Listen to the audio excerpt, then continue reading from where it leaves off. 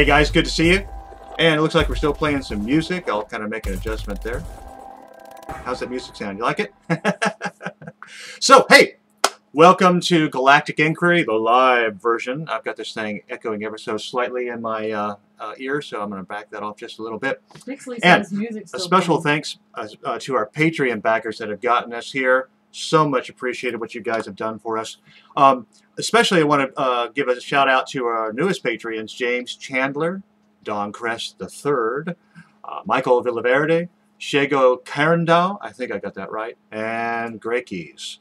And also, guys, here we are, episode 15. We've been through a lot of weeks and a lot of fun. And I just want to especially thank everybody who has brought us all the way from the very beginning. Thank you so much. Thank you. A lot of lag and chop I hear. We're just kind of figuring out our tech right now. I hope we can all make it work. If not, I am recording this locally as well, and we'll also put this up on YouTube for watching after the show. So, hey, wow, $58.4 million. Just shot right through those last two stretch goals. That's pretty damn amazing. 56, of course, was this J-span. I don't think it's working. Maybe you better do a technical. Cryostar cooling system to backers. You guys getting me at all? And just make sure you're reading me here. Sound is perfect. Choppy but you're video. choppy on the picture. Okay, got that. Sound is perfect, but we're choppy on the picture. I'll see what I can do. We're streaming out as well as we can, and might have to kind of deal with the chop right now. We'll figure out what's going on. Anybody else getting a smooth picture? Let's ask that question and let me know. Anyway, back to 56 mil. Wow, so we got this Cryostar cooling system for existing backers. Sounds just like a data tweak to me. You know, let's adjust the numbers there and give some early risers a little advantage over the latecomers. So that's kind of an inexpensive stretch goal for CIG. So good on them because they put so many incredibly difficult and time-consuming stretch goals out there. And then, of course, that followed up with 57 million, and we got the MISC Endeavour class research platform. That's kind of cool. So I don't know if that's meant to be portable and actually fly that around, or whether you're supposed to kind of plant that in orbit around a planet or some deep space asteroid field and do your research from there. But that'll be kind of fun, different way of spending time in the game. And then finally, of course, 58 million, and everybody gets 10,000 UEC to spend how you wish. Of course, they'll have that hint of weapons and all kinds of other stuff that are going to be fun to customize and buy as we go along. So that'll be interesting going forward. So heading towards $59 million. Wow. Okay, so I'm expecting a couple people soon. We'll get Bad News Baron coming in. He is not on Skype yet, so we'll see what's going on there. He's on the. Oh, hey, Bad News. Bad, connect to me by Skype. Why don't you give me a call? I show you it's not available, but I'm gonna try to call you right now and see if you're there, and get you online. Some people said they've gone offline. Some people have gone. We've gone offline with some people. All right, that's really bizarre. And who is everybody seeing me? Because maybe this grand experiment isn't working quite as we expected. Okay, I posted a question. Got that. I got a question here from who asked that question there, Carla? Can you elaborate at all on the expansion system? That's Xandarak. Xandarak, right? That should give the players the ability to change or add to the interior of their colonies. Well, you know, not being a member of the dev team, I'm not exactly your fan forum feedback resource, so I probably am not going to be able to kind of give you much on that. Let's talk a little bit about, and I don't see Bad News coming on. The stream's offline. The whole stream is offline, so no one is seeing me. Is anybody seeing me at all? Keeps coming and going, it says. Say again? Keeps coming and going. I'm sorry, we're a little choppy today. Should I shut mine off, maybe? Just close down. Yeah, close your down. Yeah, maybe we're gonna get Dan off our local net just to kind of make sure that. Oh, there! Hey, there he is. I'm gonna bring you up here on my side here. I did. Baron, and hey, Baron, can you hear me? Yes, I can hear you. Hey, there you are. Okay. Hey, it's working. All right. I hear it's a little choppy there getting out in the world, but I can hear you just fine right here. Okay. Okay, cool. Hey, welcome, man. Sure. So, hey, glad to be here. Thank you for having me on. Well, I didn't think people wanted to sit and talk to me all day, so. So, hey, welcome back. So we had a little bit of a smackdown on the on the poetry contest, there were some opinions rendered back and forth. I don't mean to put you on the spot, but Fitzsmithy was bringing it. Well, you know what? I have plans in store. Uh-oh. I have many plans in store, and Okay, I'm not going to accept defeat. We will be back. And by You're by, coming back? by we, All right. Yes, my multiple personalities disorders. Yeah, bring some of those more dialects. I think that'd be pretty brilliant. Yeah. So, welcome back, man. So how's your show going? You got some plans, I hear, coming up pretty soon. Yeah. Show's going great. We are growing incredibly fast. We've just had hundreds of new followers every week. It's insane since we're 4 months old. It's awesome. So coming up, we got really cool plans. I'm actually doing a 24-hour charity stream next week. Right. That's going to be October 24th, and that's going to be starting at 11 a.m. CDT, which is Central Time, Texas time, and going all the way to the 11 a.m. on the 25th. Right. And we have partnered with Mog Nation for a giant raffle, and CIG is going to be popping in as well, because the night of the 24th at 8, we're going to do a dogfight match between me and Will. It's going to be a big throwdown. So big event. Yeah, well, you've been kind of topping the charts. Are you back on top of the leaderboards again, or how's that going? Oh, in Arena Commander? Yeah. No, we're still waiting for those joystick fixes to come in patch 9.2 or version 9.2.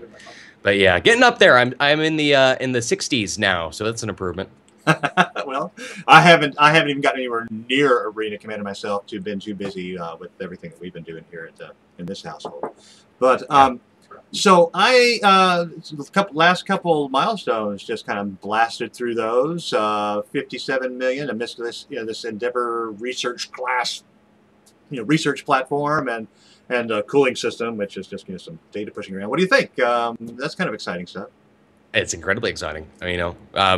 So I said early in the year, we were like, I think we're going to hit 40 million before the year's out. And I was like, I think we're going to hit 60 million before the year's out. And now, it might pop up to like 65 or even higher than that. It's absurd the rate that it's growing now, and it just keeps getting better and better. So very exciting times.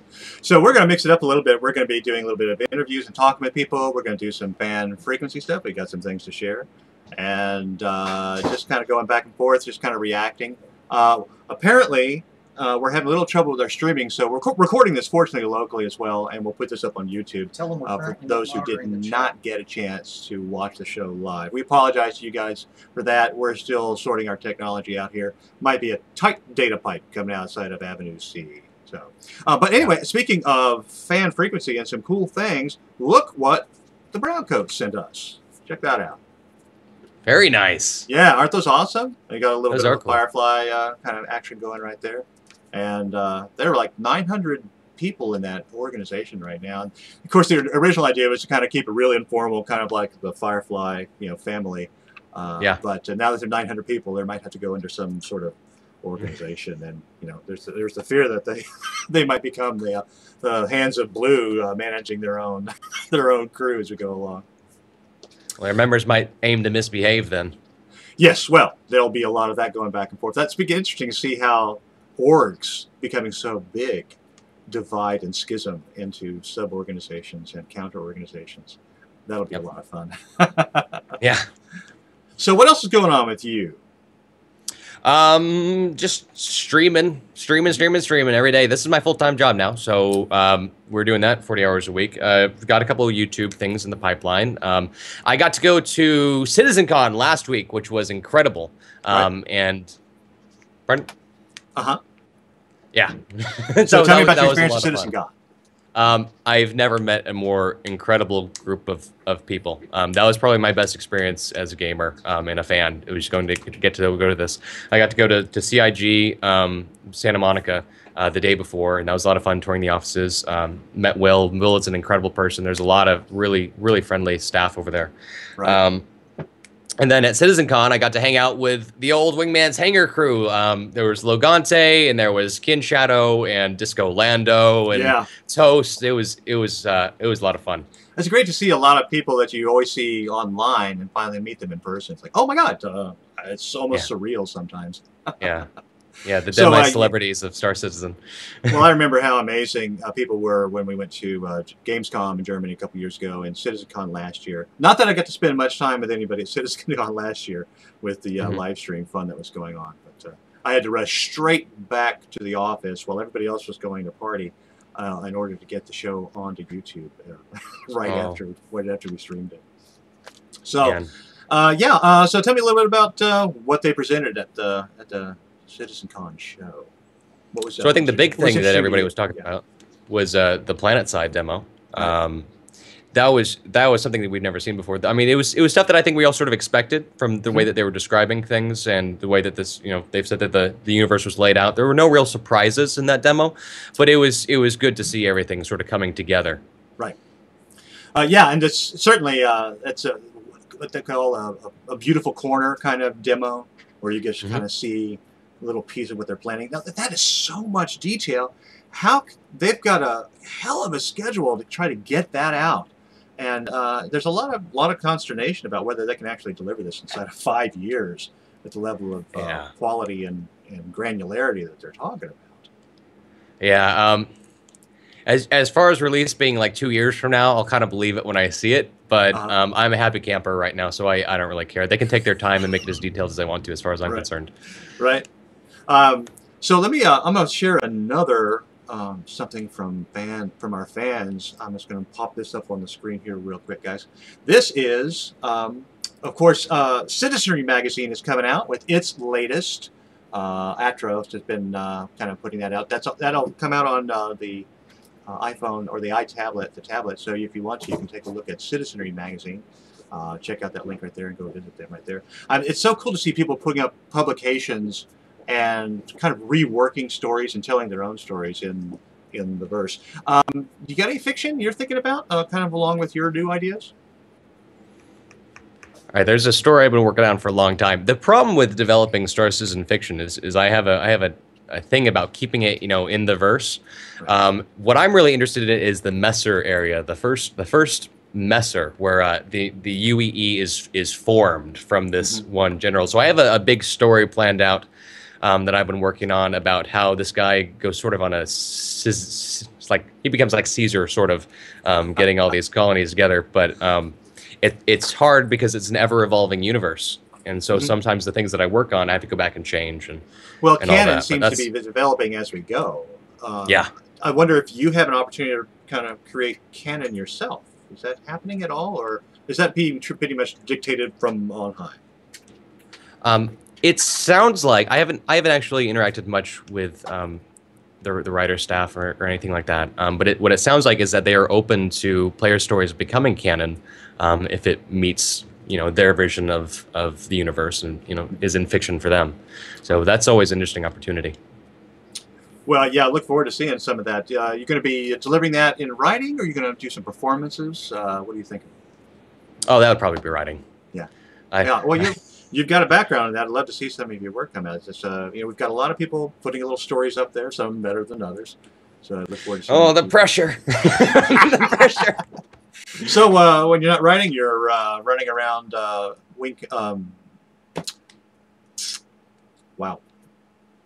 running around shooting people down and scoring points. And tell me about how the show you're doing is being received. How is Bad News Baron Twitch show going, man? Tell me about how you make all that work. How do you bring that together every week, every day? So I do it in 3-hour blocks, and it used to be 2 hours before I went full time, and then I do 3 hours, which I would do longer, but there's so much background work with networking, talking to you, for example, talking to different groups, people I want to get on the show, that the rest of my time of the day is going to organization. So I'll sort of plan out little segments and bits that I want to go into. Sometimes I'll program things into Voice Attack, my Brian's, to do little skits, and then we just kind of play it by ear. It's just it's mostly unscripted. It's a live show, so different things can happen that are for better or worse. But everybody's been receiving it extremely well. We're the fastest growing channel on Star Citizen, I believe, and for the last couple of weeks we've been popping up as a #1 throughout the day. So that's been pretty cool, really cool to see. Well, that's pretty amazing, especially because you only started just a few weeks ago, a couple months ago at most, right? When did you actually? What was your first day that you went So on? my first stream was at the end. Oh, actually, I guess not the end. Maybe it was in June. Mhm. So I think it was June 10th was when my Twitch account was created. So it's been 4 months and 7 days since I first made the account, and it was a slow start, but it's been just snowballing now. It's just picking up beyond I could believe. Well, going back, we've talked about this before, but how did you land in this particular deal? I mean, you didn't see this coming. No. I started streaming because I was playing the game and I was kind of bored, and I thought, I mean, I always like to entertain people, and there's been a whole bunch of people who have come and gone streaming, Star Citizen, streaming other games. Everybody's always popping in, popping out. But a lot of the time when I look around Twitch, I'm sort of bored by what I see. There's a lot of incredible Star Citizen streamers, so don't get me wrong. Yeah. But I want to take that up a notch. So that's what I'm trying to do. So it didn't really mean to start streaming, but I got hooked to it as soon as I that's could a hell of a interact with commitment. people. I mean, that's 5 days a week, and you're knocking that out constantly. And I certainly don't have that kind of stamina, so my hat's off to you. Maybe you can find time for the next poetry challenge. You got a notion about that? I'm not telling you anything about that. We got stuff planned. But you pulled out the dancing last time, so I've got to find a way to one up dancing. And I don't know if I'll find it, but yeah, like you said, I had time to prepare. And I've got 2 other people helping me in lighting and a studio, so if there's production value, we'll smack a bunch of things around. Here's a question for you from Dice Failure. How do you keep your voice attacks so well trained? You never seem to have to repeat your voice attack command, so delivery is great on the conversational bits. What did you do to set up Brian? So this is going off of just text-to-speech in Windows. Now, there's different voices you can apply to that Windows text-to-speech engine, but it's all going off the same program. It's just, cosmetic effects. But within Windows, there's an ability to train your text-to-speech to match your voice better. And you can go in there, and I'm not sure where to find the setting exactly, but you can run a program that takes about 10 minutes as you read different phrases, and it trains Windows to your voice. So you just run that over and over again until it really starts to pick up on what you're saying. So it's tedious, but it's worth it in the end. So it's interesting. I didn't realize that it was a process of refining your phonemes or something. I'm sure it's more fuzzy than that, but that's amazing technology that can do that so well. Of course, in the days of Dragon Naturally Speaking and Kurzweil creating all these algorithms early on, we're just kind of seeing the benefit of that on our desktops right now. That's pretty amazing. Let's see. Now, so here's a question from, I'm not sure who this is from. How do you earn your living doing this full time? Ads, Patreon. What is your setup in order to monetize this incredible investment that you're making? It's still rough right now. I'm sort of banking on the future, but what's going on right now is I don't make a whole lot of money from ads yet. I think I'm still trying to learn how to use the ad system. I think we showed our first commercial earlier this week, because partners have ability to do that. So mostly it's tips is the main one. People will come in and tip their streamers, which is always wonderful. It's always wonderful when they do that, because it's entertainment sitting up there for 8 hours a day. There's subscriptions that Twitch partners have now, which you subscribe for $5 a month, and the partner will see, I think, about half of that. The rest goes to Twitch. So getting people to subscribe, they'll get custom emotes. Like I've got like my face with a pipe in there as a custom emote. And then Patreon is a big one, which I learned from you, Mike. Patreon has been, I have a whole lot of generous patrons. So all those come together to sort of make it work. Yeah, Patreon came along right at the right time, because I don't think it was even around for a couple months before I discovered it on my way out of Cloud Imperium Games. And that was just that we couldn't have done it without that. We could not have possibly considered putting together a show like this without Patreon as our primary source for people to contribute. And yeah, you're right. The Patreons have been amazing. They stay with us every week, and they believe in what we're doing. That's pretty amazing for us. I'm going to take a moment. I'm going to roll something. Speaking of contributors and amazing contributors, AnythingFPS is taking a break, kind of like us. He didn't say anything. Did you hear anything about whether he was just going to take a moment off, some time off, or plan? It sounds like he's gone. He's gone. He's done with it. He's got other things in his life to do. Yeah, well, I think the business of YouTube was kind of rough. So YouTube's a kind of a tough place to monetize these days. The clicks are a lot less valuable than they used to be back in 10 years ago. So I was wondering if he was, as with anybody, I suppose, creating that kind of content. I wonder if he's hoping for a kind of a viral hit and kind of create some monetization there. We're sorry to see him go because he's done some great stuff, and I want to share one of his latest videos, which was I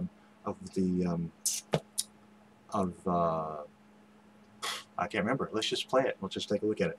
And here we go.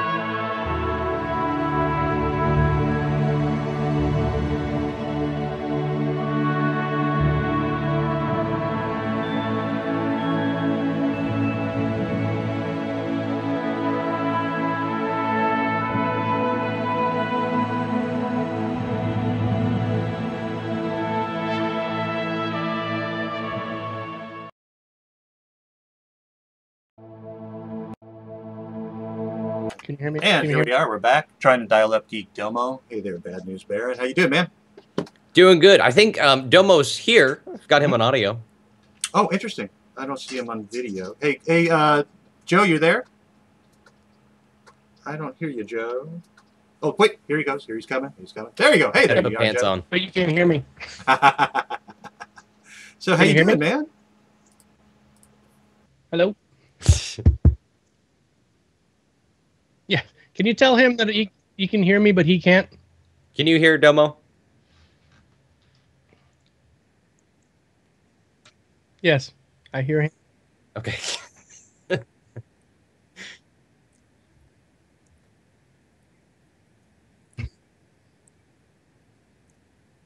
how you doing? Thank you.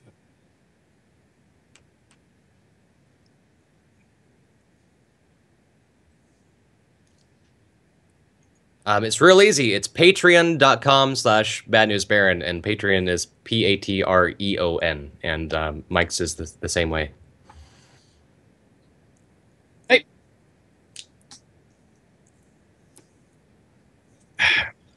All the time.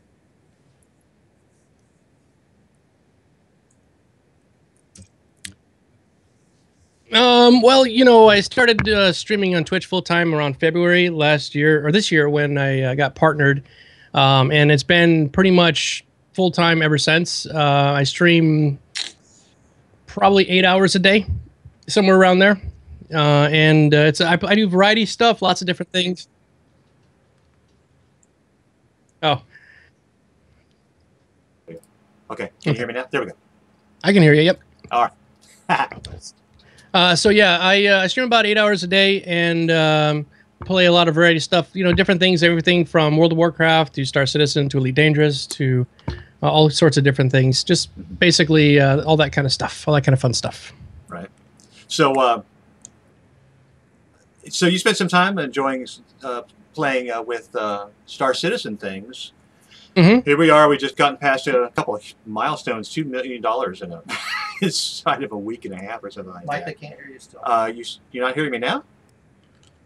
There, you should be able to hear me now. I'm hearing myself in the thing. And so, tell me, both of you guys, what do you think about these latest milestones, and what can we look forward to doing with those kind of fun things? For instance, 56 mil was sort of just kind of a data tweak with this cooling system for your fighter ships to cool the engines and all that kind of stuff. That's just kind of an advantage for existing backers. And then this Endeavor class research platform. So that looks kind of interesting. Thoughts on that, Joe? Well, I think the research platform is kind of cool because it's one thing that you've been so far. All Star Citizen really has been is mainly about the ships, you know. And having a research platform means that you could sort of just fly out there with any old clunker and get to it, and then you could sort of perform your research. You know, it's kind of a neat idea that you can sort of live in this space without actually just being a pilot that's always flying around doing missions, fighting other ships, and everything. So I kind of think it's go ahead, Matt. Go ahead. Oh, did you have something to say? Oh, sorry. Oh, yeah. No. I am the very model of a scientist Hilarion. I studies human species, humanitarian, Asarian, Batarian. I'm quite good at genetics as a subset of biology because I am an expert, which I know is a tautology. I am so excited. I am so excited for that. Black market research? Black market surgeries? Yeah. Yeah, I'm going to steal kidneys. It's going to happen. Well, of course, you know, there's still this little sticky subject of a persistent universe to put all this stuff in and create the mechanics for research and all that kind of stuff. So it should be, I have to say, I am really concerned about the lack of discussion, and I brought this up in previous episodes, about the persistent universe and how do we, you know, there's a lot of great physical assets being created, ships and we just saw PlanetSide, as you guys saw it at CitizenCon, but there's nothing to tie it all together yet, and we're not hearing about that. Do you guys have any concerns about that kind of thing? I'm leading you that leading question, but tell me what you're thinking. Did you watch my show last night, or watch Starcast last night? I didn't. I went off on a rant exactly about this very thing. All right, well, bring it. Tell me what your thoughts are. Okay, well, my thoughts are this. It sort of seems to me that Star Citizen has been being built from a base up that's more like a pyramid. They started with a small base, and they're adding little features and things to it, and it's starting up here, and they're not really polishing the bottom stuff first. And it all feels very disjointed, like there's no unified flow, and I kind of get why that's happening because you have so many different studios that are working on it, and it's hard to kind of gel it all together. But as it sits this day, it's very difficult for me to even play it because I feel sort of like I'm always like, well, this is really hard to log into, and it's laggy, and it's not optimized yet, and all this other stuff, and it's just making it kind of difficult that way for me. But yeah, go ahead. Yeah, it's rough right now. it's rough playing. I mean, I've been getting a little hypersensitive to it since I play it for 6-7 hours a day.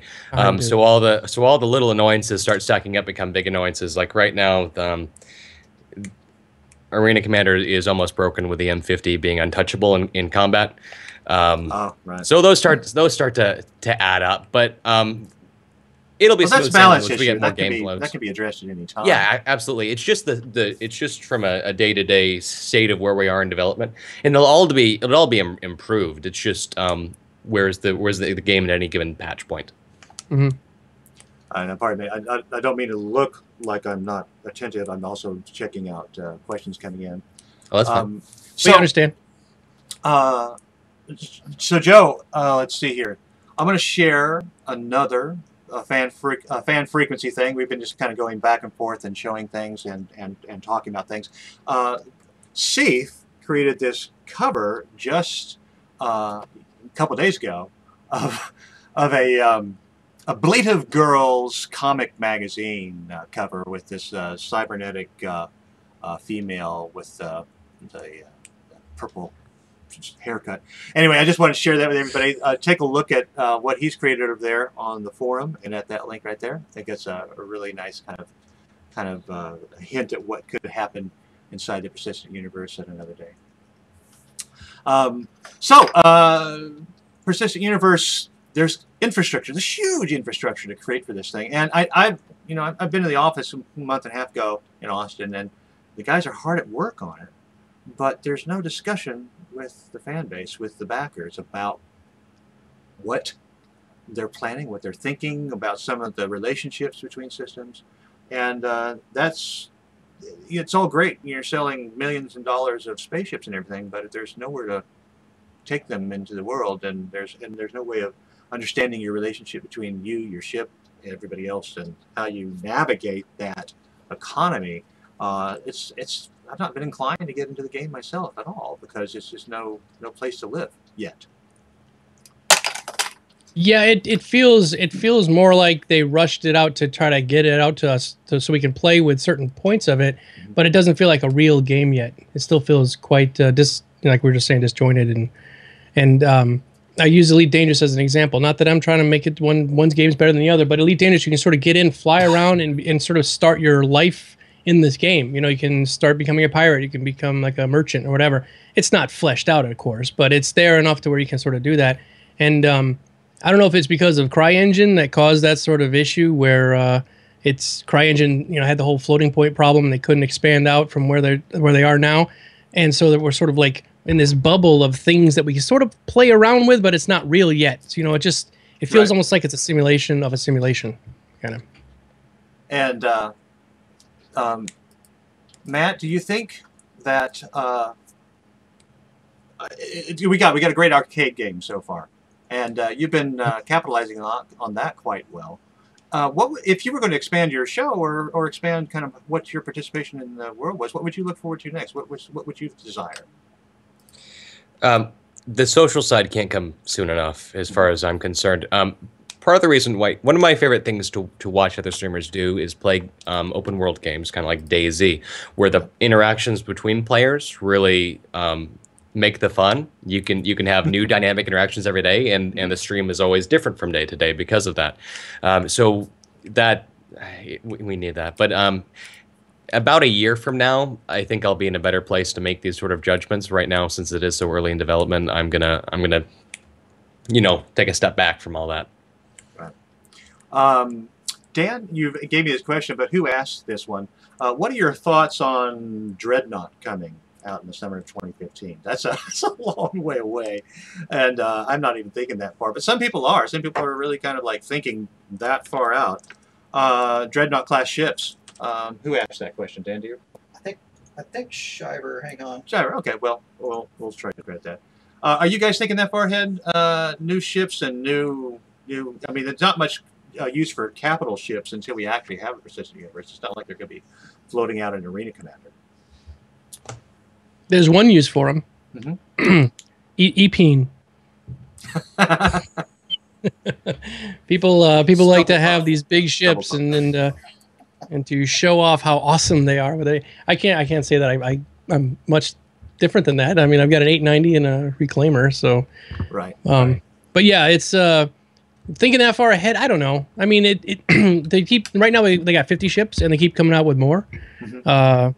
It's just 50. They're already up to 50. Oh, with all the variants. All the variants, yeah. right? Yeah. And it just keep coming out more, and which is great because it's going to be a very rich and diverse system. Yeah.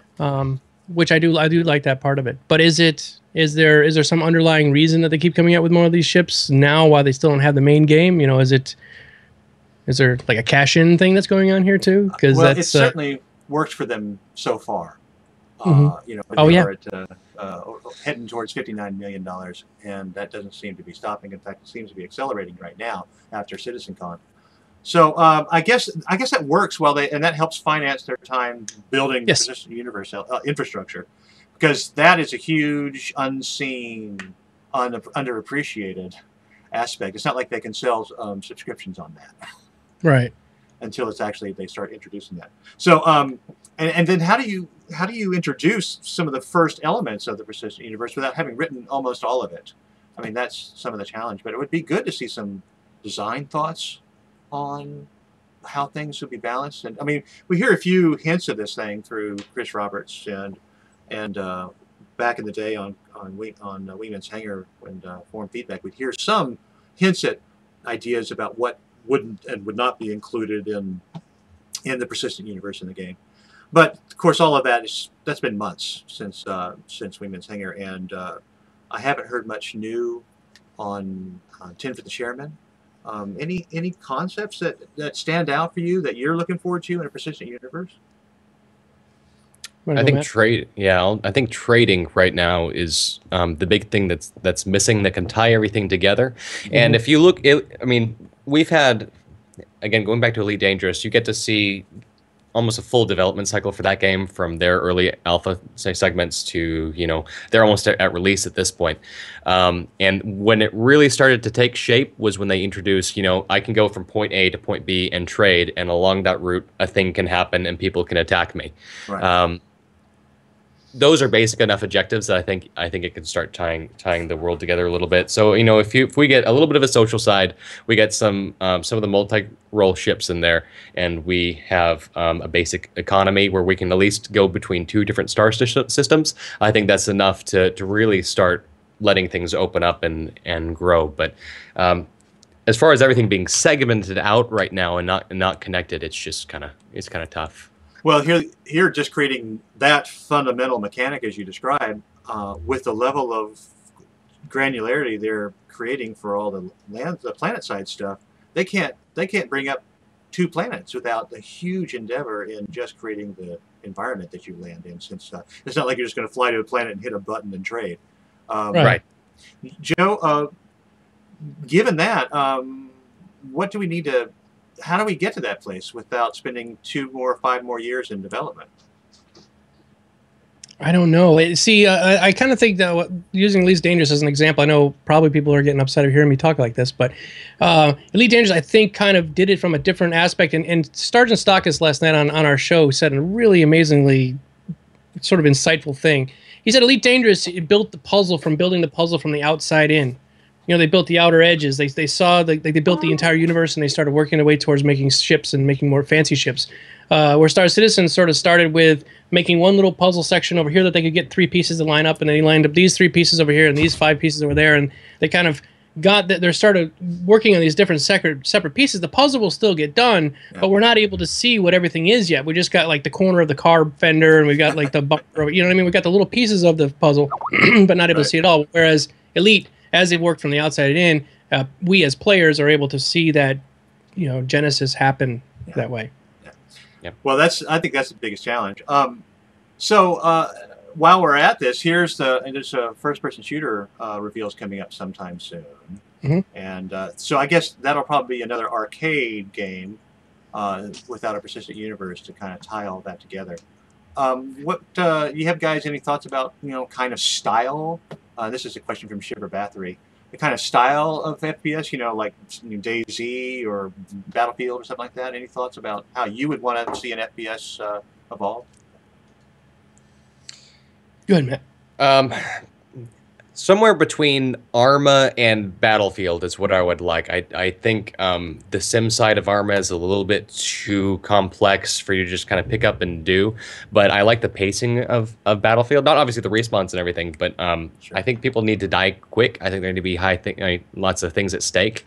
And I mean, there's going to be basic inventory management, of course, and things like that. But I don't know how. I don't know how they're going to implement the cover system, because that sounds like something that's going to be unlike most other cover systems we've seen.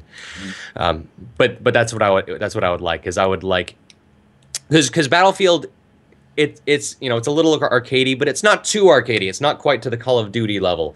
And Arena Commander is kind of arcadey as well, but it's also it feels a little bit more complex and more like a sim. So I feel like that those two things would complement each other very well. Joe? Did we lose our stream? We're still recording locally. People are saying that it's really choppy. That's all I saw. Yeah. Okay. He hit it right in the head. Between Arma and Battlefield. That's what I was thinking too. And it kind of was a no-brainer to me hearing that they were coming up with a first-person. I thought that would almost be one of the first things they came up with. You know, that it's Crisis, it's CryEngine, so it just basically their own skinned version of that. It's kind of cool that it's coming, and I'm excited to run around and do that, mainly because for flying for me right now is not working so well with the joystick and the HOTAS and all that. Well, and of course, CryEngine is essentially a FPS engine from the beginning, so it might be nice to return to those roots. Yeah. Hey, listen, I'm going to roll another interesting video. Speaking of spaceships and new assets, Skills created this video of the AMD Racer, which some people were able to acquire by purchasing a certain product from AMD, and they handed out these. So I'm going to roll this right now. While we're doing that, I'm going to see if we can get Nikki online, and we'll all chat together. All right? Cool.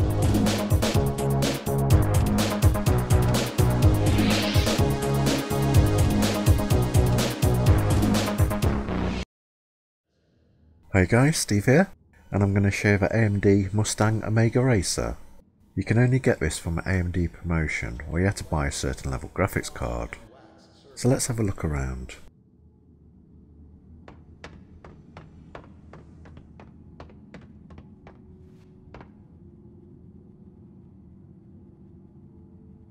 Attention, all floatplanes must remain in cages at all times.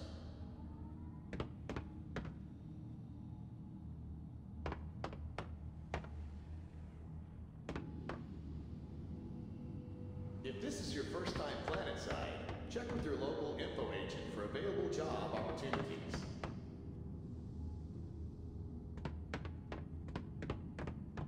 TDD representative, report to Hangar 3.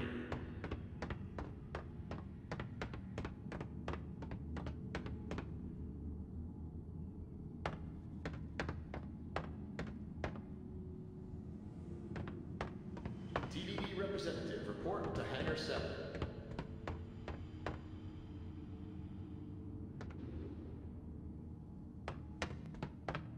Maintenance, please report to public restrooms.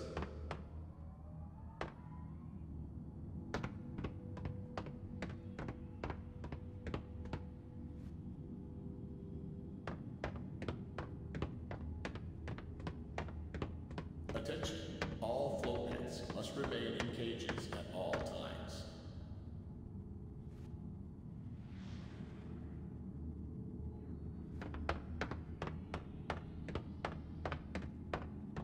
Check with customer service desk for personal hangar options.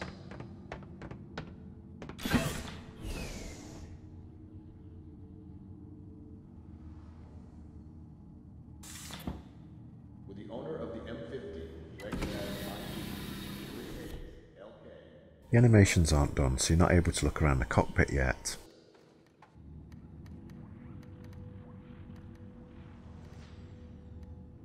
Personal storage lockers are available for use on floor 3 outside of the comm center.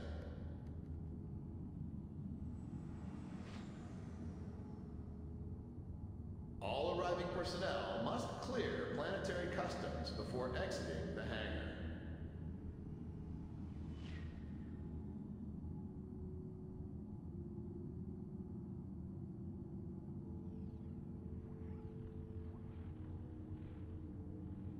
Maintenance, please report to public restrooms.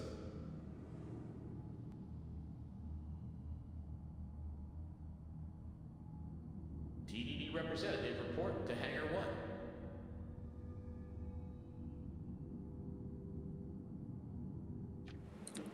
All right. Hey, everybody. How you doing? Hey, welcome, Nikki. Hey, Mike, how are you? Good, thank you. Good. Well, we got now we've got Geek Domo and Bad News Bear and Nikki D'Angelo all online with us.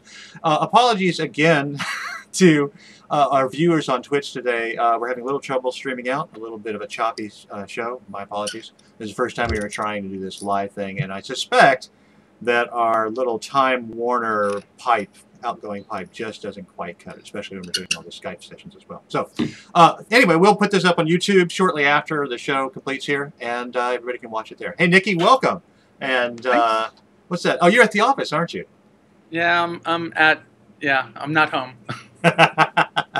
You sneak I'm into incognito. sneak into the break room there? Yeah, I'm hiding off the floor of this wonderful store I'm in today. Awesome.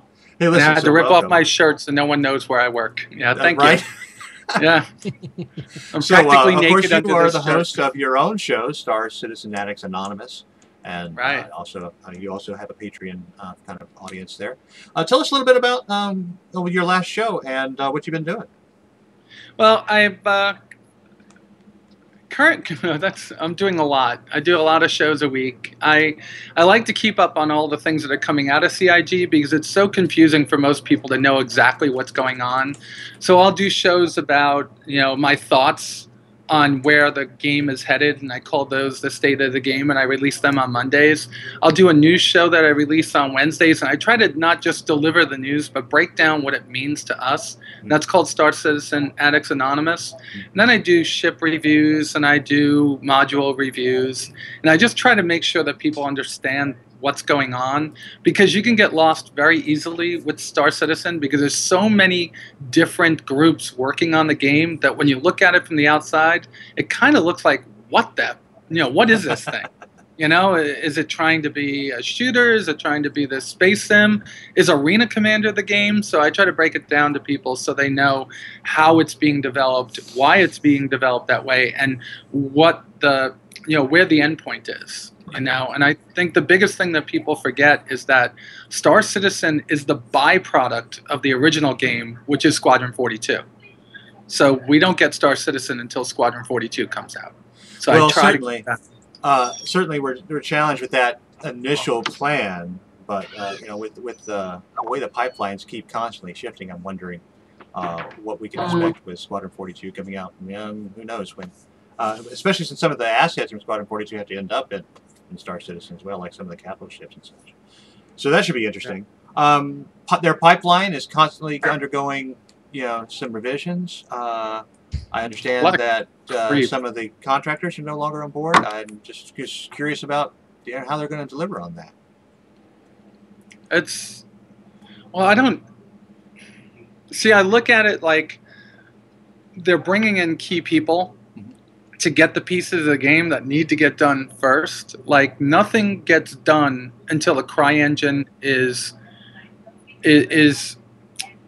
migrated into a 64-bit platform or 64-bit addressing platform, which is different.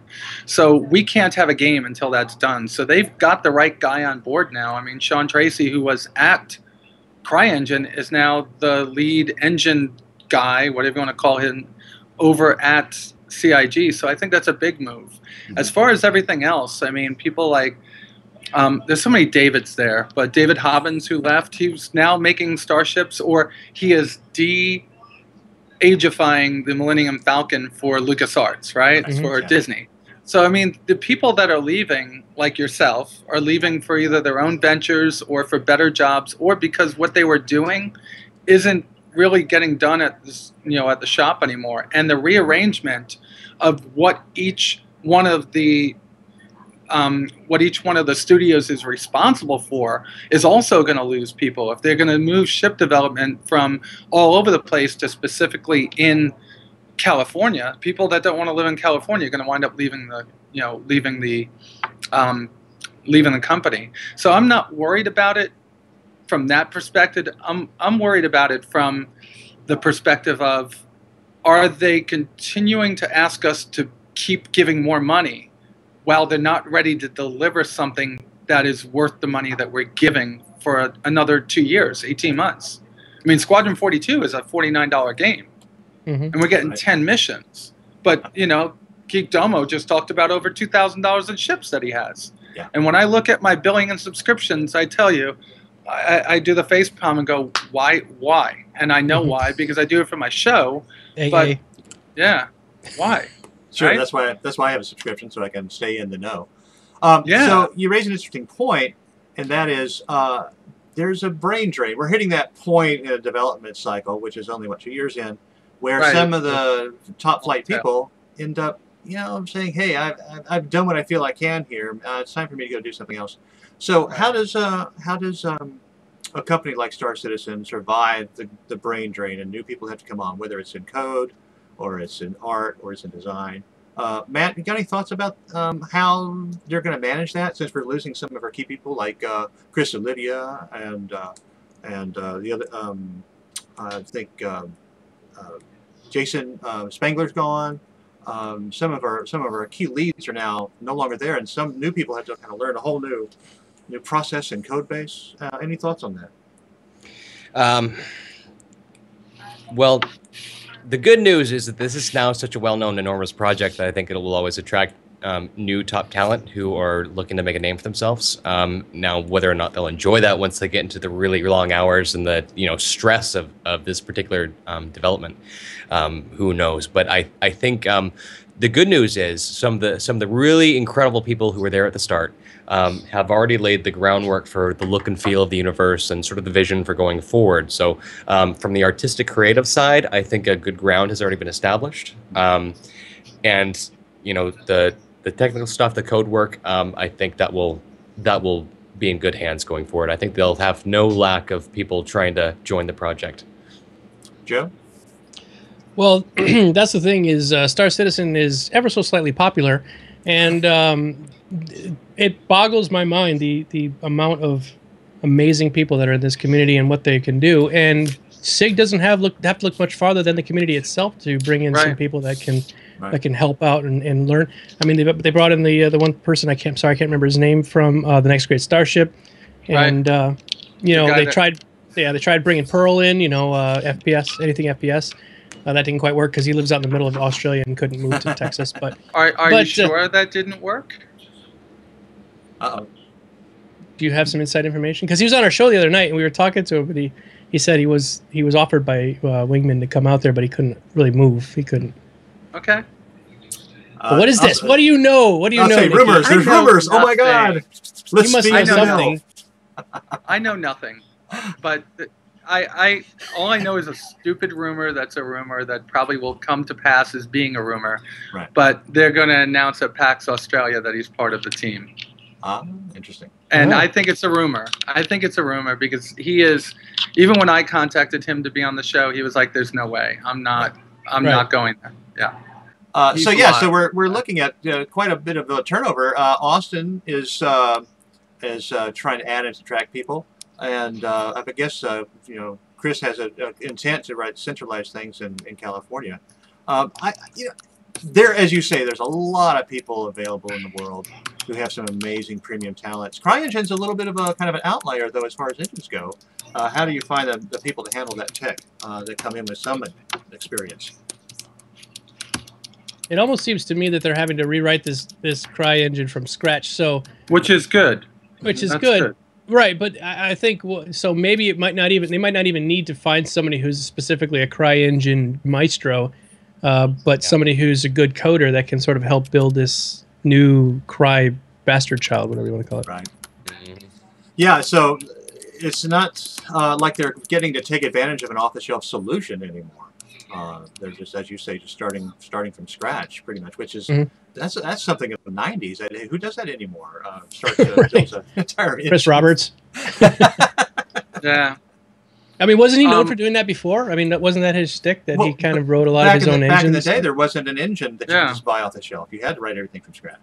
So. Right. Everything loaded from the disk. There was no OS behind it. I mean, you loaded the OS and the program all at once. Yep.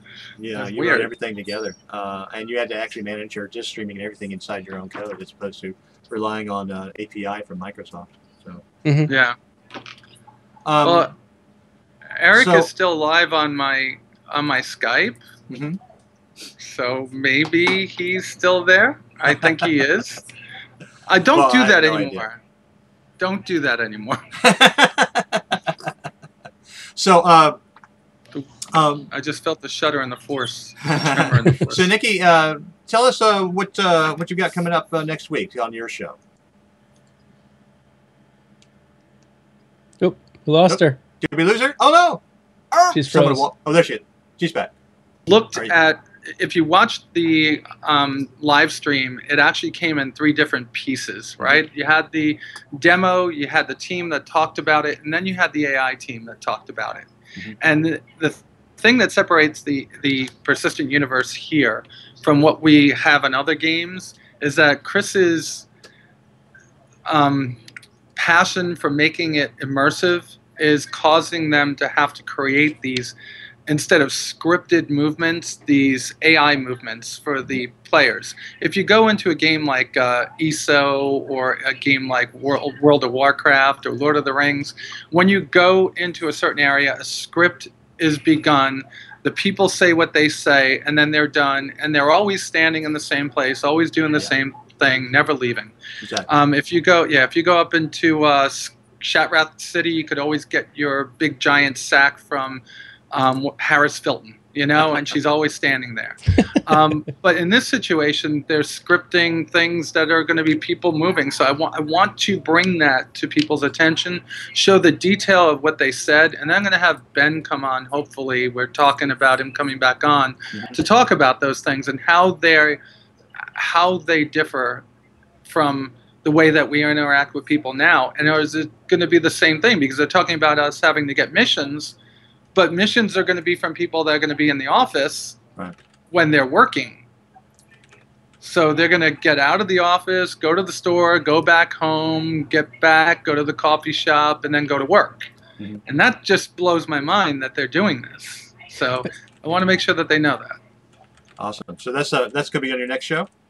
That'll be on. I'm going to do that as one of my my outside of Star Citizen AA. Star Citizen AA next week is just going to be another show of the news, and I'm going to touch a little bit more on the price of ships on Monday during my vlog. The price of ships sparked a very good conversation from my last show, State of the Game episode 5. And State of the Game episode 4, that there's a lot of information there from people, and I want to bring it up. And I think what's happened is that people think this game costs more than $45 because of crazy people like us. You know? Well, right, Joe? I'm right there with you. Yeah. Well, I guess we're the outliers, you know, with being so invested. So tell us where we can find you, Nikki, on the intertubes, and tell us about your Patreon campaign. All right, the first place that you can find me is at patreon.com/Batgirl, and I post all of my Star Citizen AA videos out there. They're outside of the rest of the videos. And they're the only ones I ask you to help me support because they cost the most to produce. Right. Yeah, each one of those shows with all the green screen work and everything, that's 30 hours a week. Yep. And I work for my company over 50. The other place that you can find me on Twitter at Star Citizen AA. At my own website at starcitizenaa.com, and of course on YouTube at youtube.com/starcitizenaa. But it's easier to find me by just looking up my name, Nicole D'Angelo, and I spell my name with an H. That sounds good. And Ichole. Matt, tell me where we can find you. You can find me at twitch.tv/badnewsbaron, or if I type in chat, you can just click my name and click follow right there. Just click follow, do it. You can also find me at patreon.com/badnewsbaron. We've got some nice incentives. If you like Twitch, some nice incentives on there for behind the scenes content, that sort of stuff. It helps me out a ton. You can also find me on Twitter at twitter.com/thebadnewsbaron, and finally YouTube at youtube.com/badnewsbarontv. And Joe, where are you living in the world? Everywhere. Geek Domo. Twitch, Twitter, Facebook, YouTube, website, everything Geek Domo. Patreon. I have a Patreon over there. My incentives are really bad. And usually cause people to get therapy. So there's like a little button that you get to mash while we're watching your show. Yes, exactly. And then the shock treatment thing, which is a lot of fun. People enjoy that one. So help out when you can. Save a baby bunny. Awesome. Hey, listen, I want to thank all three of you for joining us today. It's pretty epic to get so many people. And a live show, boy, we tried this for the first time, so I hope we're doing okay. We'll work it out. Apparently, we still have 350 viewers, even though apparently we've been lagging the entire time. So thanks to everybody for that. I'm going to let you guys go right now. I'm going to wrap up the show, and we'll see you guys. Thank you. Thanks for having us. Take See care. you later. See ya. Bye-bye. Oh, hey, thanks, everybody, again. We so much appreciate you coming to say hello and see the show. I'm going to share one more little thing I got from one of our fans. This is a map that Hydra created. Check out his kind of rendition and articulation of the Star Citizen universe at the link you see right there. And be sure to join us on Patreon. Say hello. and support the show that's by and for fans. You see how I stutter all over the place when I don't have a script in front of me and a teleprompter. But, you know, we're having so much fun putting this together, and this has been kind of a new experiment for us today, and we'll see how that goes. So be sure to join us on patreon.com/Michael Morlan. You'll find us there. If you want to give us any feedback, visit that loop right down there. Tell us what you thought about the show. If you couldn't watch it on Twitch today, we'll get it on YouTube momentarily so you can watch it there. We really appreciate you taking the time to do that. And I am Michael Morlan, and we've had a great time working with you today and visiting with some of the other luminaries from the Star Citizen community. You guys be good, and remember, you're listening.